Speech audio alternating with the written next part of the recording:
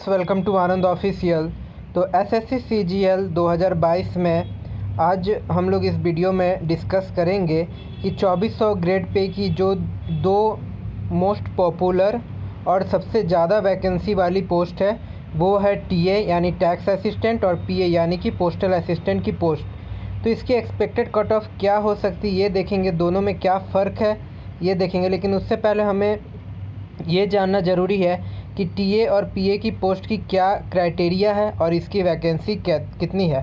तो आप में से भी जितने के भी कम नंबर आ रहे हैं 260 70 इस तरह के नंबर आ रहे हैं तो उनके लिए बहुत ही इम्पोर्टेंट वीडियो है, क्योंकि 2400 ग्रेड पे के पोस्ट में टैक्स असिस्टेंट और पोस्टल असिस्टेंट दोनों ही आती है। लेकिन इसमें किसकी ज़्यादा कट ऑफ जा सकती है और क्या की रिक्वायरमेंट है इसको लेकर के चलिए हम लोग जानते हैं। तो वैकेंसी के बारे में अगर सबसे पहले देखें तो वैकेंसी जो है तो पीए में जो वैकेंसी है वो 19,000 से भी ज़्यादा वैकेंसी है।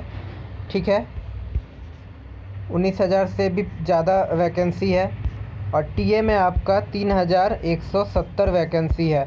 तो वैकेंसी तो पीए में काफ़ी ज़्यादा है, लेकिन इसके साथ साथ पोस्टल असिस्टेंट में और एक बात है कि पोस्टल असिस्टेंट जो एक सीपीटी पोस्ट है।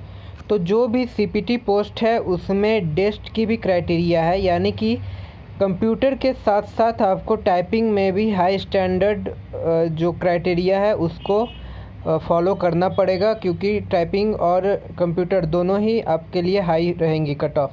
लेकिन टैक्स असिस्टेंट में कंप्यूटर की कट ऑफ जो है वो नॉर्मल रहेगी जितना क्वालिफाइंग है, और टाइपिंग का जो एरर है सिर्फ वो कम रहेगा, यानी कि जो टाइपिंग में है उसमें आपको ज़्यादा क्वालिफाई स्टैंडर्ड फॉलो करना पड़ेगा, यानी कि वो हाई कट ऑफ जाएगा टाइपिंग में टैक्स असिस्टेंट में। तो टैक्स असिस्टेंट में आपको ये बेनिफिट है कि अगर किसी के कंप्यूटर में कम आ रहे हैं तो उनके लिए टैक्स असिस्टेंट 2400 ग्रेड पे में चांस है अगर उसकी टाइपिंग ठीक है तो। लेकिन पोस्टल असिस्टेंट में आपको कंप्यूटर और टाइपिंग दोनों ही अपना सही रखना पड़ेगा।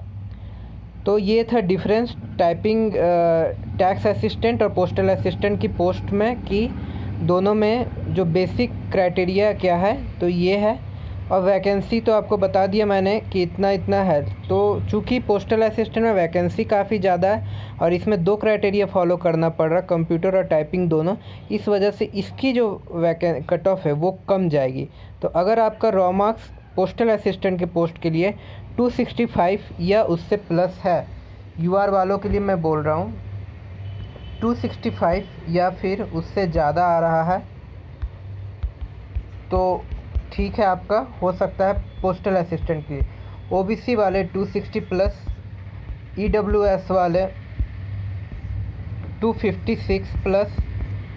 ठीक है, और अगर आप एससी कैटेगरी से बिलोंग करते हैं तो 240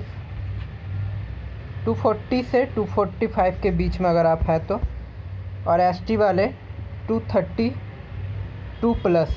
ठीक है, ये पोस्टल असिस्टेंट के लिए बता रहा हूँ।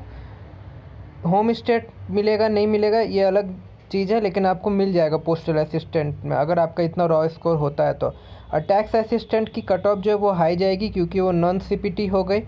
वैकेंसी जो है पोस्टल असिस्टेंट के कंपैरिजन में कम है काफ़ी, लेकिन लास्ट ईयर से काफ़ी ज़्यादा है। तो इन सब बातों को देखते हुए टैक्स असिस्टेंट में अगर आपका 275 से ज़्यादा आ रहा है रॉ स्कोर, यूआर वालों के लिए मैं बता रहा हूँ ये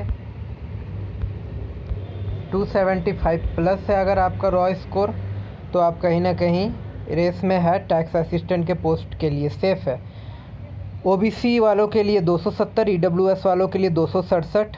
ठीक है, और एससी वालों के लिए 260 और एसटी वालों के लिए टैक्स असिस्टेंट में 250।